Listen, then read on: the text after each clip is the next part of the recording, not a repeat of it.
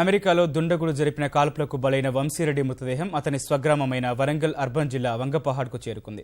వంశీరెడ్డి మృతదేహాన్ని చూసి తల్లిదండ్రులు, కుటుంబ సభ్యులు బోరున విలపిస్తున్నారు. గ్రామస్తులు, స్నేహితులు మృతదేహం వద్దకు చేరుకుని కన్నీటి పర్యంతమవుతున్నారు. వంశీ ఎంఎస్ చేసేందుకు 2 ఏళ్ల కిందట కాలిఫోర్నియాకు వెళ్లాడు. సిలికాన్ వ్యాలీ విశ్వవిద్యాలయంలో ఎంఎస్ పూర్తి చేసి ఉద్యోగ ప్రయత్నాల్లో ఉండగానే ఈ దారుణం జరిగింది. కేంద్ర రాష్ట్ర ప్రభుత్వాల ప్రత్యేక చొరవతో 5వ రోజుకే వంశీరెడ్డి మృతదేహం స్వగ్రామానికి చేరింది. కేంద్ర మంత్రి బండారు దత్తాత్రేయ వంశీరెడ్డి అంత్యక్రియల్లో పాల్గొననున్నారు. వంశీతో తమకు గల పరిచయాన్ని స్నేహితులు గుర్తు చేసుకున్నారు.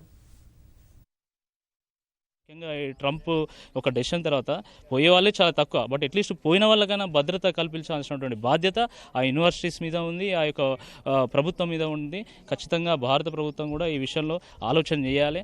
ఖచ్చితంగా అమెరికా ప్రభుత్వం మీద ఒత్తిడి తీసుకురావాల్సినటువంటి అవసరం ఉంది.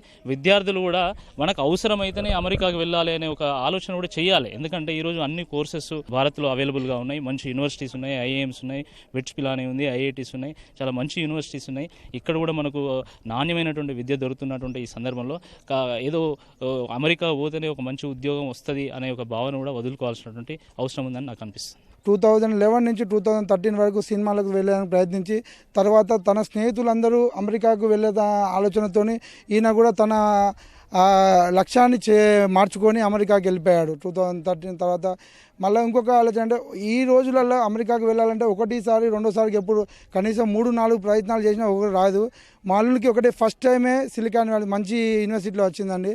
అది ఈ దేవుడు చేసిన పుణ్యమో పాపమో చెప్పడం ఈ రకంగా మా అల్లుడు మళ్ళీ చనిపోయి స్వగ్రామానికి రావడము చాలా గ్రామ ప్రజలందరికీ చాలా దుఃఖ చేతిలో ఉన్నారండి. వంశీ అన్న ఇక లేడు అనే విషయాన్ని ఇంకా జీర్ణించుకోలేకపోతున్నా. మాది విలేజ్ కాదు, మా అమ్మమ్మ వాళ్ళ విలేజ్. ఎప్పుడు వచ్చినా నాకు ఇక్కడ క్లోజ్ ఫ్రెండ్. ఇంటికి రావడము, అమ్మమ్మ వాళ్ళ ఇంటికి రావడం అంటే వంశీ అన్న దగ్గరికి వెళ్ళడం అనే ఒక ఉత్సాహంతో రావడం జరిగేది. ఎప్పుడైనా స్టడీస్లో కానీ, జాబ్ విషయంలో కానీ, ఫ్యూచర్ ప్లానింగ్స్లో కానీ ప్రతి విషయానికి నాకు సజెషన్ ఇస్తూ ఉండేవాడు. ఇది అన్ఎక్స్పెక్టెడ్గా జరగడము, అది జరిగిపోయి 1 వీక్ కావడము, అతను ఎలా ఉండేవాడు ఇప్పుడు ఎలా చూస్తున్నాము అనేది తట్టుకోలేని విషయం.